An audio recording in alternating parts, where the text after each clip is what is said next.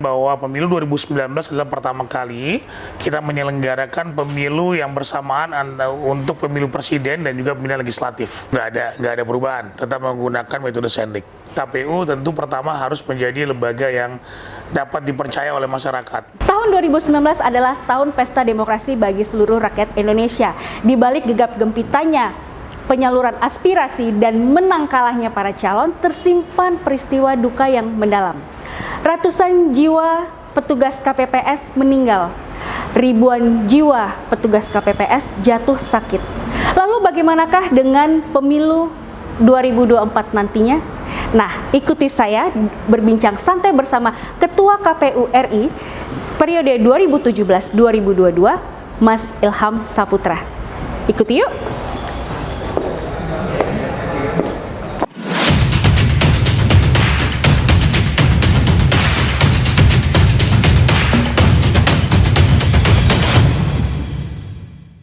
Sobat Time, seperti yang sudah saya sampaikan di awal bahwa bintang tamu kita kali ini adalah Mas Ketua KPU Ilham Saputra. Nah, sebelumnya nih karena kita sudah vaksin, booster juga sudah, dan antigen sudah, jadi boleh dong kita lepas masker ya. Oke. Halo Mas Ketua, apa kabar? Baik, alhamdulillah. Terima kasih untuk waktunya, lo sudah meluangkan waktu untuk Sobat Times. Oh ya, sama-sama anytime. Oke, kita bincang-bincang santai ya nih Mas Ketua ya. Kita sebelumnya mau menyampaikan atau membahas tentang pemilu tahun 2019 yang lalu. Kita evaluasi. Nah, flashback nih dengan pemilu 2019, kita tahu itu adalah pesta demokrasi terbesar. Betul. Untuk rakyat Indonesia. Namun di balik itu ada tragedi nih. Tragedinya adalah kurang lebih dari data yang saya dapat, kurang lebih dari 486 jiwa petugas KPPS meninggal, lalu 4.849 orang petugas KPPS jatuh sakit. Nah, ini agak berbeda nih dengan hasil yang dikeluarkan oleh Kementerian Kesehatan. 16 Mei 2019 melalui rilisnya Kementerian Kesehatan menyampaikan bahwa 527 orang petugas pemilu 2019 yang meninggal dunia. Betul. Nah, kalau dari hasil investigasi KPU dan Kementerian Kesehatan secara umum, sebenarnya apa sih penyebabnya dari tragedi tersebut? Apa kurang ada koordinasi untuk mungkin cek kesehatan bagi petugasnya, atau memang waktunya yang sangat mepet, sedangkan di pusat harus dikejar-kejar dengan perhitungan suara? Baik, nah, pertama harus saya sampaikan bahwa pemilu 2019 adalah pertama kali kita menyelenggarakan pemilu yang bersamaan untuk pemilu presiden dan juga pemilihan legislatif. Ya, kalau dari 2004 sejak kita memilih presiden langsung, itu ada perbedaan 3 bulan antara pemilu legislatif dan pilpres. Jadi ini adalah pertama kali kita melaksanakan pemilu dengan pileg dan pilpres dilakukan bersamaan. Nah, jadi memang ada beban kerja yang sangat tinggi, ada beban kerja yang menaik bagi teman-teman badan ad hoc. Jadi sebetulnya saya harus informasikan juga bahwa pada pemilu-pemilu sebelumnya, petugas-petugas badan ad hoc itu ada juga yang meninggal dunia. Jadi nggak hanya tahun 2019 sebetulnya. Kalau kita tarik mungkin di pemilu 2014 saya dapat data itu ada 100 lebih orang meninggal dunia. Ya, kemudian di tahun 2009 juga ada yang meninggal dunia. Nah, saya tidak tahu kemudian mungkin karena memang pemilu 2019 peningkatan orang yang meninggal dunia ini tinggi sehingga diekspos sedemikian rupa. Apalagi kemudian tensi politiknya ketika itu sangat tinggi ya. Itu sangat luar biasa. Panas ya. Panas dan kemudian itu dijadikan semacam dipolitisir lah gitu ya. Walaupun sekali lagi saya terus terang sangat berduka terhadap meninggalnya jajaran kami, terutama petugas badan ad hoc pada pemilu 2019 lalu. Ada beberapa hal yang kemudian dilakukan riset oleh beberapa kampus ya terkait dengan meninggalnya petugas-petugas kami ini. Pertama adalah soal usia. Ya, usianya mungkin yang banyak meninggal itu di atas 50 tahun. Oh, Ya, oke. jadi mungkin Eta tahu ya kalau penyelenggara pemilu itu di tingkat badan ad hoc biasanya kan dicarikan oleh lurah, dicarikan oleh RT Betul, gitu kan. betul. Kemudian orangnya itu aja gitu Iya. ya. Sehingga orang yang sudah berusia lanjut dan kemudian juga punya penyakit komorbid yang melekat di dia dan itu sangat berbahaya bagi pekerjaan yang membuat dia stres. Nah, itu diberlakukan lagi gitu kan. Kemudian juga ada yang kecelakaan. Oh, Ya, jadi nggak semuanya sakit karena beban kerja. Mungkin beban kerja juga. Jadi ketika dia pulang dari penghitungan misalnya saja dia ada stres, ngantuk dan sebagainya, kemudian terjadi kecelakaan. Nah, ini tentu saja menjadi catatan kami untuk evaluasi pemilu 2024 yang akan datang. Jadi petugas kami ini memang ada syarat untuk pemeriksaan kesehatan. Oke. Tapi Eta perlu tahu bahwa honor mereka kecil. Oh. Ya, honor mereka kerja untuk KPPS paling nggak ya. Iya, iya. Dari jam 6 pagi atau jam 5 pagi sebelumnya juga mereka sudah mengantarkan formulir pemberitahuan kepada masyarakat untuk dibawa ke TPS ketika masyarakat mencoblos. Nah, kemudian juga mereka harus mendirikan TPS, kemudian menghitung, melayani masyarakat dalam pemungutan suaranya. Itu sampai penghitungannya kan juga agak lama gitu ya, Iya. sampai bahkan besok harinya kadang-kadang. Nah, tentu ini beban beratnya sangat tinggi. Nah, jadi ini memang kemudian ada persyaratan kesehatan. Tapi persyaratan kesehatannya kan gaji mereka cuma 500.000 Eta. Iya. Ya, 550 untuk ketua, 500.000 untuk petugas, ya kan? Nah, kemudian pemeriksaan kesehatannya jadi mungkin hanya prasyarat saja yang tidak tidak mendalam. Jadi kalau kemudian Mbak Eta mungkin misal datang ke puskesmas, periksa kesehatan itu hanya diperiksa tekanan darah Iya. dan stetoskop. Secara umum lah ya. Secara umum berat badan dan sebagainya. Nah, itu kan tidak kemudian bisa mendeteksi penyakit komorbid yang bersangkutan. Nah, ini kan juga jadi persoalan. Kemudian kita juga pernah ingin mengasuransikan mereka. Tetapi ketika itu pemerintah menolak, ada aturan yang melarang untuk melakukan itu gitu ya. Ada usulan dari Komisi 2 juga seperti itu, tapi memang kita secara aturan kita tidak bisa lakukan.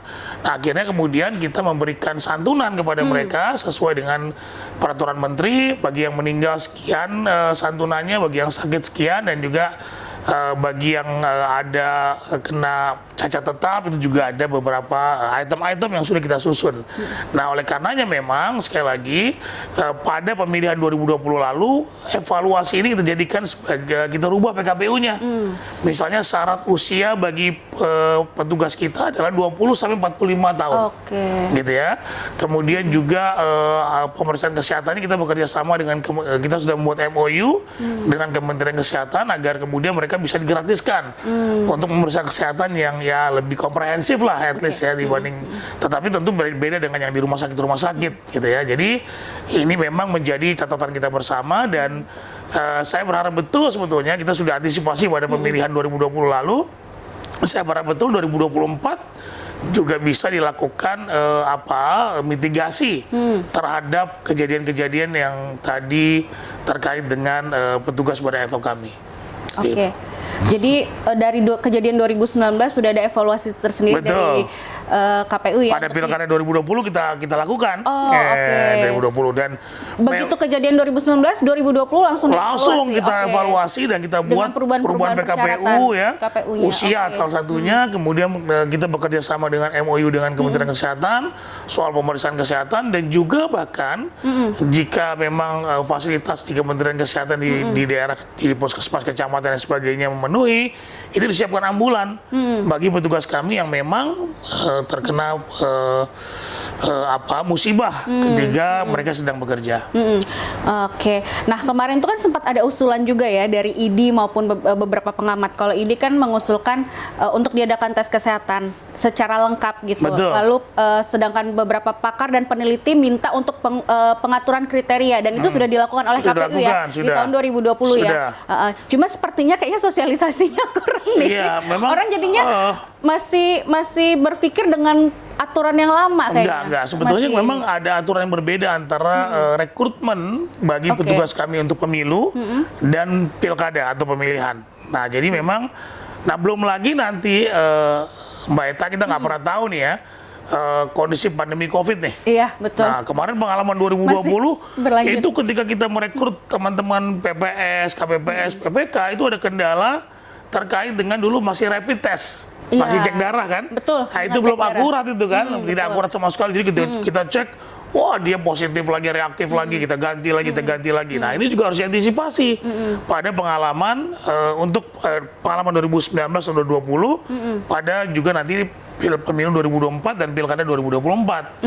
Karena kita nggak pernah tahu nih pandemi varian apa lagi, walaupun kita tidak ingin lah itu terjadi Iya, ya, iya. seperti itu. Kita semua berharap tahun ini tuh clear ya. Betul, tapi antisipasi kan penting. Betul, antisipasi ya? itu tetap harus, Betul. waspada itu tetap Betul. harus ada. Nah, karena ini tadi bicara tentang kesehatan, ini kan lagi ramai juga nih tentang BPJS Kesehatan untuk pembuatan SIM ataupun KTP dan lain-lain. Mungkin nggak sih nanti ditambahkan lagi di aturan itu bahwa setiap petugas KPPS itu harus punya BPJS Kesehatan? Ya bisa saja ya, tetapi tentu kita harus cek juga apakah kemudian kepemilikan terhadap BPJS Kesehatan ini sudah merata atau belum. Jangan sampai nanti kemudian syarat ini malah mempersulit kami. Oke. Ketika BPJS Kesehatan belum dimiliki oleh seluruh masyarakat, kemudian kita melakukan rekrutmen terhadap petugas badan ad hoc kami, ternyata itu jadi kendala. Gitu loh. Jangan sampai kemudian mungkin kalau mau seperti itu ya dari sekarang sudah dikejar gitu ya, sudah dibuat pemerataan terhadap adanya BPJS. Nah, saya setuju saja kalau kemudian memang itu menjadi program pemerintah yang masif dan itu diberlakukan sekarang. Jadi nanti pada tahun 2023 ketika rekrutmen petugas badan ad hoc itu bisa disyaratkan. Oke. Wah, ternyata cukup lengkap ya teman-teman sekalian, Sobat Times. Jangan lupa loh, itu udah berubah loh. Jadi buat teman-teman Sobat Times yang mau mendaftar menjadi petugas KPPS, bisa update langsung ke websitenya KPU RI ya. Bisa. Gitu ya. Itu sudah di. Ya, KPU RI itu ada Facebook KPU RI, kemudian di Instagram ada KPU_RI, di Twitter juga ada KPU_RI. Ya, seperti itu. Oke, nah kita mulai dengan lembaran baru nih, Mas Ya. Ketua. Kan untuk penetapan ini sempat tarik ulur, kayak layangan nih tarik ulur kayak nih. layangan. Asal jangan layangan putus ya, lagi booming. Oke, nah akhirnya ditetapkan tanggal 14 Februari 2024. Nah sebenarnya kan kalau menurut Undang-Undang nomor 7 tahun 2017 itu kan sebenarnya penetapan tuh harusnya kan dari KPU kan? betul. Nah, boleh nggak sih diceritakan sedikit nih usulan ini kenapa akhirnya ditetapkan 14 Februari? Ini kan tarik menarik nih sama DPR kan, sama pemerintah. Lalu nanti boleh nggak dijelasin ke Sobat Times rangkaian tahapan pemilu dari 2024 ini seperti apa dan sistemnya tuh seperti apa? Baik, pertama adalah KPU dalam beberapa kali rapat dengar pendapat konsinyering dengan Komisi 2 DPR RI dan pemerintah dalam hal ini Kemendagri, kita sudah pernah mengusulkan ya in the middle di tahun 2021 dari bulan Mei ketika itu pertemuan-pertemuan kita sangat intensif, itu mengusulkan ada 3 opsi.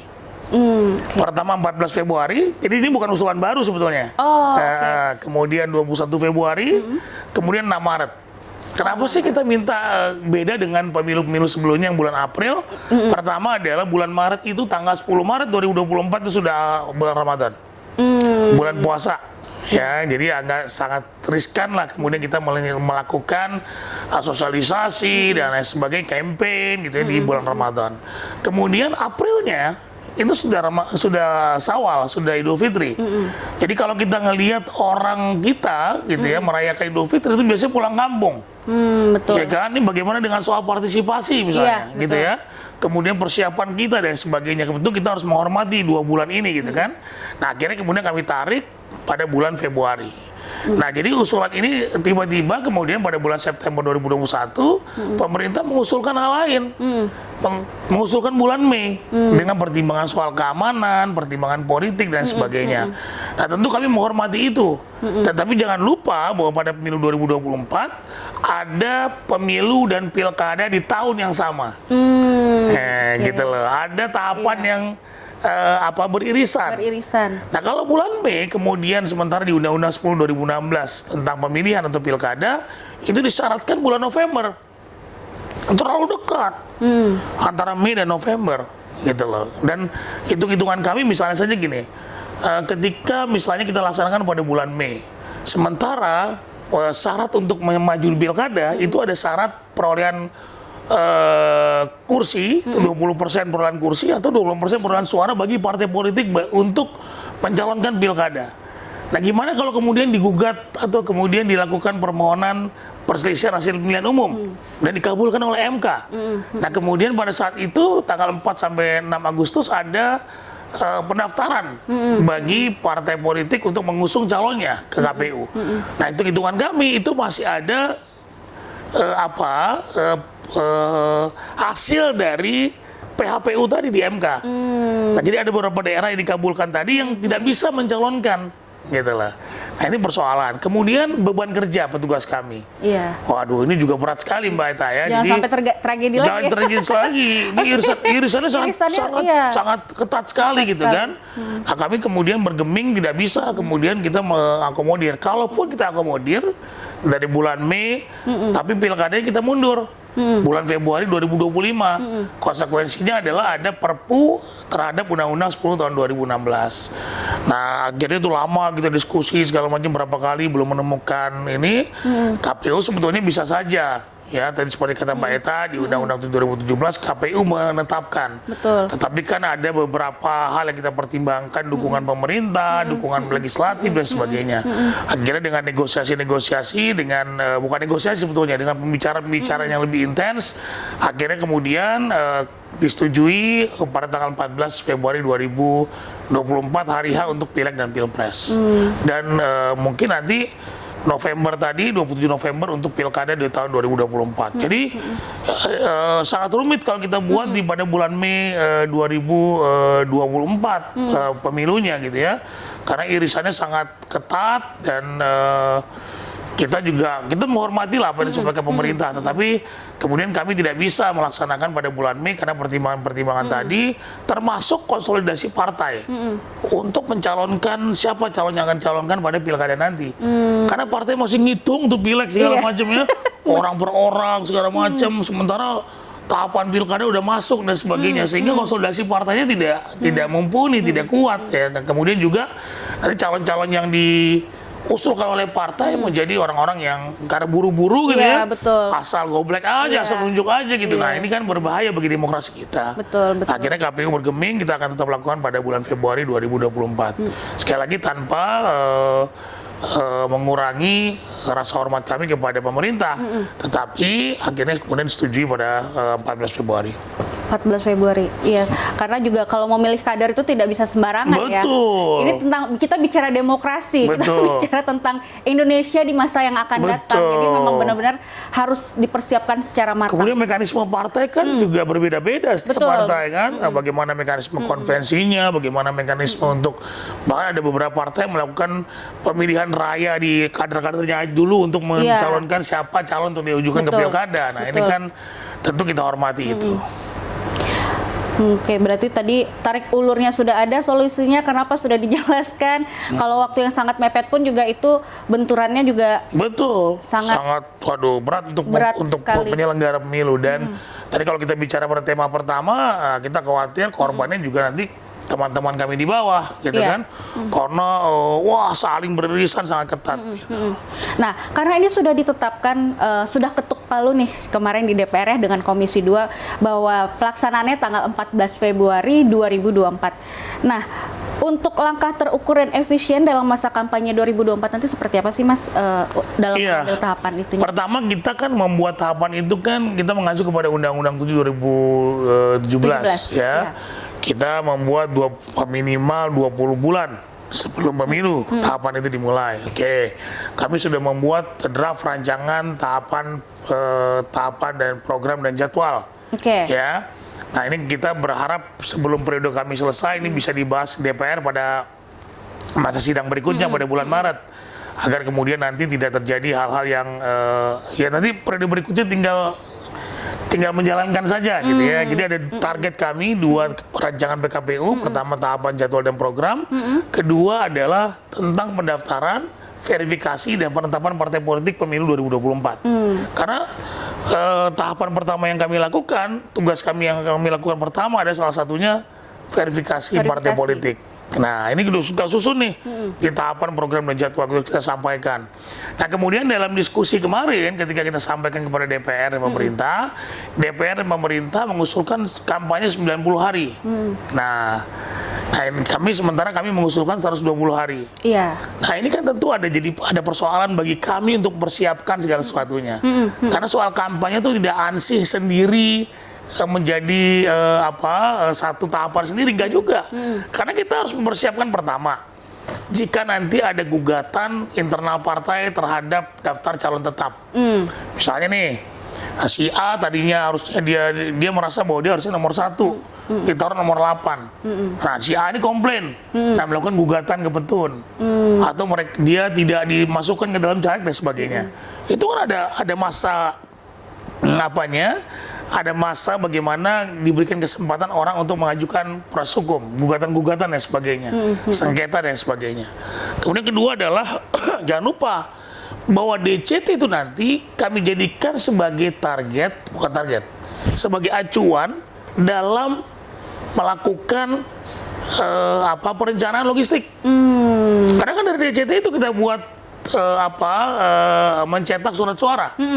Kita harus ngitung nih, biddingnya berapa lama, gitu kan? Betul. Kemudian cetaknya berapa lama, distribusinya berapa lama, gitu loh. Kalau kemudian kampanye ini dipepet, saya khawatir ini menjadi persoalan pada logistik. Iya. Gitu loh. Nah, ini kan jadi catatan kita bersama, makanya KPU sudah menghitung 120 hari, dan dalam perhitungan kami, dalam proses pembuatan logistik itu, ada waktu 126 hari. Nah, kalau kemudian nanti dipepet lagi 90 hari, kita khawatir nanti malah jadi persoalan. Iya. Nah, walaupun DPR sebagian teman-teman dari Komisi 2 paham, ya perlu ada semacam revisi peraturan presiden tentang pengadaan logistik, gitu kan? Nah, jadi ini harus dipahami oleh Sobat Times bahwa ini bukan persoalan kampanye lama-lama, bukan itu, tetapi ada persoalan sengketa partai, kemudian ada persoalan juga terkait dengan pengadaan, bidding logistik dan distribusi logistik yang harus kita perhitungkan jauh-jauh hari, gitu. Oke. Nah, Sobat Times, tadi karena ada pertanyaan masuk di redaksi sudah dijawab oleh sama Mas Ketua, jadi jangan berpikir bahwa kenapa sih kampanyenya lama, ternyata padahal dulu ya, panjang Mbak Eta ya, rangkaiannya. tahun 2014 itu lama banget loh. Iya. Karena sejak ditetapkan jadi partai politik, dia bisa kampanye. Itu bisa setahun lah itu loh. Setahun. Nah, itu setahun lebih malah. Nah, Malah kadang nyolong star loh. Kadang nyolong star dulu. Mereka sekarang hanya apalagi 120 hari saja. Iya, gitu. betul. Apalagi media sosial sekarang di mana-mana kan, Betul. orang udah pakai smartphone, mereka punya akun gitu. Jadi kalaupun si kader ini pun sebenarnya belum start untuk kampanye, mereka sudah duluan nyolong loh itu. Iya, betul. Dan itu sering banget terjadi. Betul. Nah, untuk sistem perhitungan suara nih, Mas Ketua, apakah masih memakai sistem yang lama, Selik? Ataukah ada sistem baru lagi? Nggak ada. Jadi karena Undang-Undang 7 yang kita gunakan, ya, maka masih menggunakan sistem Senlik. Jadi tidak ada perubahan terhadap melakukan dari proses angka atau perolehan suara ke kursi, itu nggak ada perubahan. Tetap menggunakan metode Senlik. Tetap menggunakannya. Tapi ada usulan nih. Jadi ada mengusulkan bahwa agar proses rekapitulasi dalam pemilu 2024 itu dapat dilakukan secara elektronik. Oh iya. Dan menjadi hasil perhitungan yang resmi. Nah, ini Apakah itu persoalannya nih. Apa sudah dipertimbangkan? Sebetulnya KPU kan sudah membuat sistem informasi secara elektronik. Jadi tahun 2019, sebenarnya dari 2004 ya. 2004, 2009, 2014, 2019 kita menggunakan namanya sistem informasi penghitungan. Di mana formulir C1 atau formulir penghitungan suara tingkat TPS itu kita upload. Biar masyarakat tahu gitu ya, kalau ada kecurangan bisa dilaporkan atau apa segala macam. Jadi ada semua transparan. Tetapi persoalannya belum menjadi hasil resmi. Disclaimer kita adalah ini hanya sebagai alat bantu. Karena Undang-Undang 7 belum mengakomodir soal itu. Iya. Nah, kemudian di tahun pemilihan 2020 atau Pilkada 2020, kita menggunakan namanya sistem informasi rekapitulasi. Bagaimana caranya? Kita foto itu namanya formulir C Plano, yang besar itu, yang kemudian kita hitung orang per orang dengan teli itu. Itu kita foto, kemudian nanti kita upload ke server kita, dan nanti para saksi tidak perlu lagi kemudian menerima formulir C1 itu, C Plano itu. Tetapi dia cukup kemudian men-scan apa namanya kotak-kotak itu. Lupa saya tiba-tiba barcode. Nah, kemudian nanti bisa jadi hasil resmi yang dimiliki oleh para saksi. Nah, demikian juga pada penghitungannya. Nah, evaluasi kami terhadap Sirekap kemarin adalah soal sinyal. Nah, ini kan belum semua daerah kita punya sinyal nih. Betul. Nah, ini juga kami sudah menyurati ke Kominfo gitu ya, kemudian juga beberapa pihak-pihak terkait agar kemudian pada tahun 2024 ini bisa diupayakan sinyal ini bisa ada di mana-mana. Nah, agar memudahkan kita dalam melakukan penghitungan suara secara transparan dan akurat. Nah, jadi dengan menggunakan Sirekap ini tidak ada lagi kemudian namanya formulir-formulir ganda, formulir-formulir yang kemudian diragukan keabsahannya, karena kan langsung kita foto. Nah, itu dimiliki oleh para saksi. Nah, jadi memang kami berupaya semaksimal mungkin membuat inovasi-inovasi yang akurasi terhadap penghitungan pemilunya baik gitu ya, tepat, dan juga terkait dengan transparansi kepada masyarakat bahwa tidak ada yang ditutup-tutupi pada proses rekapitulasi suara ini. Cepat, tepat, dan transparan. Ya. Oke, tapi apakah itu nantinya kan semakin canggih nih Mas aplikasi, itu kan bisa aja direkayasa ya dengan mereka mendownload beberapa aplikasi untuk saat ini loh ya. Betul. Dengan kemajuan teknologi. Apakah nggak takut nih kalau ada kecolongan data yang sengaja disamarkan atau dirubah-rubah gitu kalau memang itu akan diterapkan lagi di 2024? Justru itu sebetulnya sistem ini kan kita bekerja sama dengan ITB ya. Kita bekerja sama dengan ITB. Jadi memang sistem ini keamanannya juga kita koordinasi dengan BSSN, ya, Badan Cyber dan Sandi Negara. Nah, itu juga kami koordinasikan, juga bahkan dengan BPPT, agar kemudian pertama adalah bahwa sistem ini legal, ya, kemudian juga sistem informasi ini legal, kemudian sistem ini bisa dipertanggungjawabkan kepada masyarakat, diaudit dengan benar, gitu ya, dan jadi tingkat kepercayaan masyarakat terhadap sistem informasi rekapitulasi ini cukup tinggi. Oke, berarti memang bikin satu aplikasi baru yang khusus untuk pemilu ini untuk ya? Rekapitulasi. Oke, jadi seandainya ada yang mencoba untuk foto nih gitu kan, terus kirim, itu bisa terdeteksi ya? Ini sudah diedit seperti itu ya? Terdeteksi. Jadi ada modelnya bagaimana membaca terhadap keabsahan dari formulir C Plano tadi. Jadi memang benar-benar sudah khusus dibikin untuk pemilu 2024 tadi ya? Kita sedang menyiapkan nih infrastrukturnya. Jadi sebenarnya pemilihan 2020 sudah kita lakukan, Teta. Oke. Sebagai alat bantu. Makanya kemarin kita sempat diskusi agar kemudian undang-undang bisa mengakomodir ini, tetap sebagai hasil resmi. Betul. Tapi sepertinya karena tidak ada perubahan terhadap Undang-Undang 7 2017, maka ya mungkin akan dilakukan juga disclaimer bahwa ini hanya sebagai alat bantu. Gitu. Berarti bukan resmi ya, nanti sebagai alat bantu. Alat bantu sampai pemilihan 2020 kemarin kita jadikan sebagai alat bantu. Di 2024 nanti juga sebagai alat bantu aja. Kita lihat ke depannya seperti apa nanti. Kita terus melakukan advokasi berapa kali, berupaya agar kemudian ini bisa diakomodir dalam undang-undang. Iya. Karena kan ini riskan banget ya kalau dengan surat suara itu salah dikit, wah yang protes tuh banyak gitu. Jadi jangan sampai menjadi bumerang juga sih buat ini. Nah, kalau boleh tahu nih, ini kan anggaran untuk pemilu 2004 turun ya Mas ya? Maksudnya sudah diusulkan 7,6 T. Apakah itu juga 76 T? 7,6. 76. Oh, 76. Oke. 76 T. Itu termasuk dengan input. Sebenarnya gini ya, jadi banyak orang yang menganggap bahwa ini besar sekali dan sebagainya ya. Iya. Pertama adalah kami berupaya semaksimal mungkin untuk menaikkan honor petugas kami. Oke. Ya, misalnya yang kemarin cuma 550, kita upayakan menjadi 1,5. Oh, jadi UMR ya? Jadi enggak UMR. Kalau UMR besar sekali. Kalau UMR saya mau dong. Saya UMR besar sekali, maka akan melonjak lagi anggarannya, gitu ya. Oke. Ini harus dipahami. Kemudian juga bagaimana kita tahu bahwa pandemi ini kita nggak pernah tahu ya, apakah selesai atau tidak, apakah nanti di masa tahapan masih ada pandemi ini. Yang ketiga adalah kami juga kalau Mbak Eta keliling Indonesia ya, melihat kantor-kantor KPU, itu belum semua kantor KPU milik kita. Oh, oke. Gitu ya, masih ada yang minjem, masih ada yang ngontrak dan sebagainya. Kemudian juga mobil dan segala macam itu sudah banyak yang tidak layak di beberapa kabupaten kota dan provinsi. Nah, tentu ini menjadi agar kemudian teman-teman lebih maksimal bekerja pada tahun 2024 ini kami upayakan. Tetapi ini kan masih rancangan, Iya, jadi usulan nggak usah kan, iya. nanti kan juga tergantung kepada kesanggupan pemerintah. Iya, Kan ada iya. prosesnya gitu Betul, ya. Jadi betul.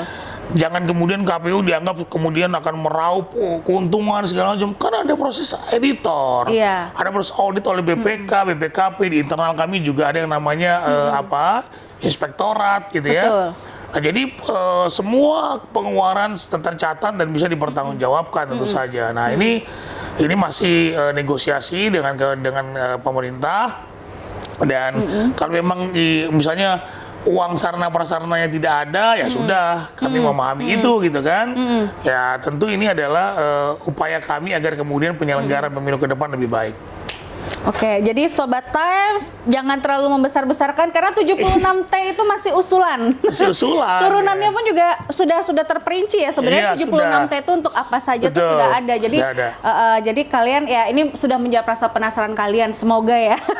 Karena prosesnya dari usulan 76T itu masih harus diaudit lagi gitu kan, masih Betul. harus dipilah-pilah lagi gitu. Untuk turunnya pun juga tergantung lagi dari pemerintah juga kan, Betul. seperti itu. Nah, tapi jangan lupa juga bahwa yang kita butuhkan untuk proses ini pun juga effortnya juga nggak sedikit ya, Mas Betul. Ketua ya. Selain kita juga harus membenahi beberapa kriteria petugas gitu kan. Kalian juga tentu mungkin nih Sobat Times sudah pernah nih jadi petugas KPPS dan merasakan dulu bagaimana ya untuk fee honornya ya untuk Betul. itu. Nah, untuk 2024 nanti sedang diperjuangkan untuk ada peningkatan dari honor petugas Betul. KPPS tersebut. Betul. Salah satunya itu. Termasuk juga untuk kesehatan ya Mas Ketua Betul. ya. Karena jangan lupa loh, nah, mungkin sekitar 40-50% anggaran pemilu atau pilkada itu terserap untuk honor petugas loh. Kita punya 7 juta loh. 7 juta sekian petugas dari KPU RI, KPU provinsi, KPU kabupaten kota, kecamatan, desa, sampai petugas di TPS. Kalau itu kita misalnya petugas Badan Etok kita naikkan, Iya. maka implikasi kenaikan anggaran itu jadi Anggaran besar. Jadi besar. Termasuk yang petugas KPPS untuk luar negeri? Itu belum kita pertimbangkan lah. Oh, oke. Tapi yang di dalam negeri ini yang memang melihat pengalaman kemarin, kemudian juga ada masukan-masukan dari kami, itu terlalu kecil lah bagi mereka untuk menjadi petugas KPPS. Oke, berarti ini masih untuk petugas KPPS di Dalam negeri. ya, Ya. untuk luar negeri masih Belum ya. Oke, nah semoga sudah menjawab penasaran para Sobat Times nih. Ini kan sudah mau mendekati masa akhir jabatan nih, Betul. Mas Ketua. Ada planning nggak sih setelah dari sini? Ya, saya sih mengalir aja ya. Oh, mengalir. Namanya saja mengabdi kepada bangsa ya. Betul. Tugas apapun saya siap gitu ya. Jadi no problem. Jadi saya kira rezeki Tuhan di mana-mana besar. Jadi nanti saya melihat saja jika ada tawaran-tawaran tertentu yang memang cocok untuk saya saat ini, ya saya akan pertimbangkan gitu Oke. ya. Jadi nothing tulus lah saya. Ya, bila ada penawaran untuk menjadi staf khusus presiden atau menteri gimana? Waduh. Saya no komen deh soal itu deh.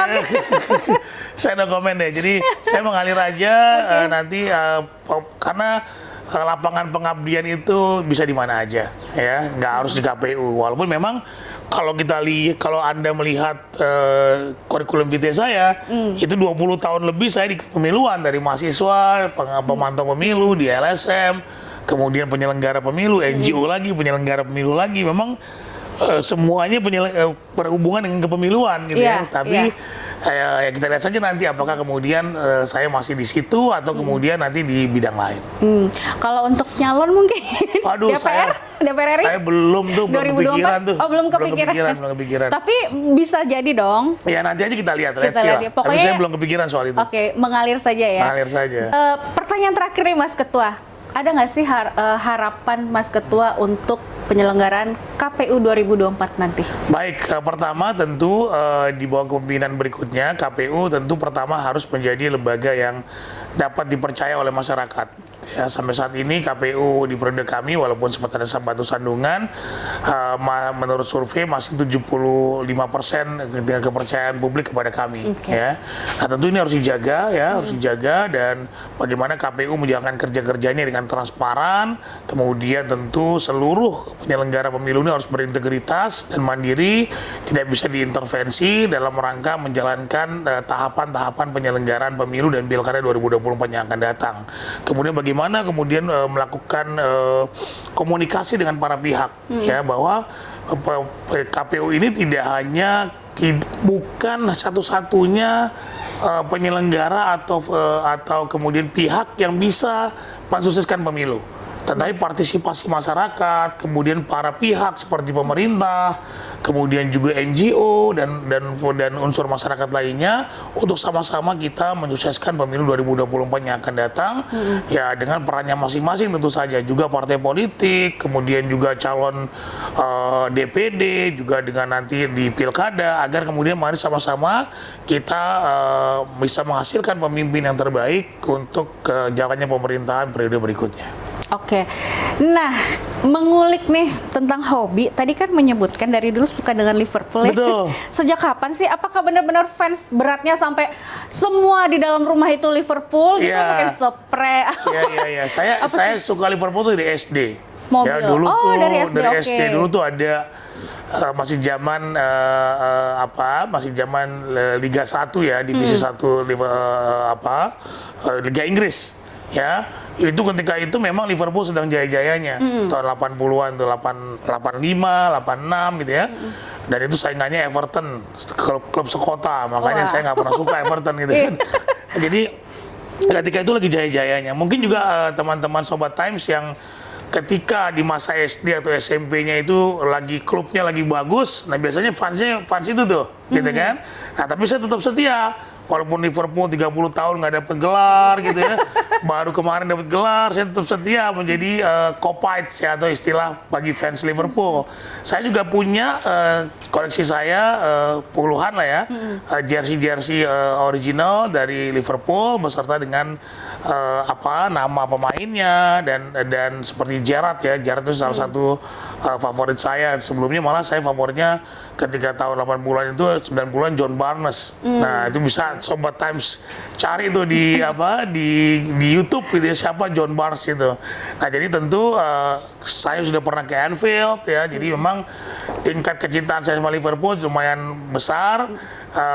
Dan ya sampai saat ini ya Liverpool lah saya menjadi salah satu fans terbaik Liverpool. Pokoknya even gak dapat juara tetap Liverpool selalu di hati. Tetap Liverpool sampai mati. Tetap Liverpool saudara. Betul. Sobat Times. Betul. Tetap ya.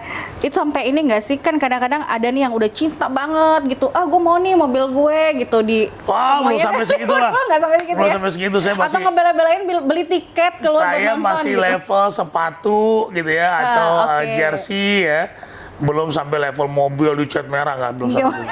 Kan karena ada nih yang kalau sudah fanatik banget ya sampai level mobil tuh dicat semuanya, even rumah aja, mungkin dinding rumah. Aduh, saya belum begitu. Saya belum begitu. Belum ya, belum sampai. Nah, Sobat Times, mungkin sudah terjawab nih rasa penasaran dari kalian karena sudah banyak dari kemarin ya pertanyaan yang masuk di dapur redaksi, dan hari ini kita sudah menjawab tuntas oleh Mas Ketua KPU RI. Nah, karena sudah di penghujung acara, saya cuma mau mengingatkan lagi nih Sobat Times, jangan lupa untuk like, subscribe, komen, share YouTube channelnya Times to Talk. Dan juga jangan lupa untuk like, subscribe, share, and comment untuk YouTube channelnya. YouTube channelnya KPU Republik Indonesia, kemudian Instagram, KPU_RI, dan juga Twitter dan Facebook KPU RI. Nah, itu untuk kalian untuk mendapatkan update terbaru dari KPU RI seputar pemilih dan pemilihan nanti. Baik untuk hari ini ataupun di pemilu 2024. Betul. Jangan lupa kalau kalian pengen mengenal lebih dekat nih Mas Ketua KPU RI, bisa loh untuk follow Instagram saya, ya, IG saya ilsap21. Oke, Facebook nggak punya? Facebook ada tapi di IG aja lah. Di IG aja. Oke, YouTube channel? YouTube channel saya belum punya. Belum, YouTube channel belum ada. Oke, kalau gitu Sobat Times, sampai jumpa di episode selanjutnya dengan narasumber yang tak kalah kalah serunya. Saya undur diri, saya Margareta Putri.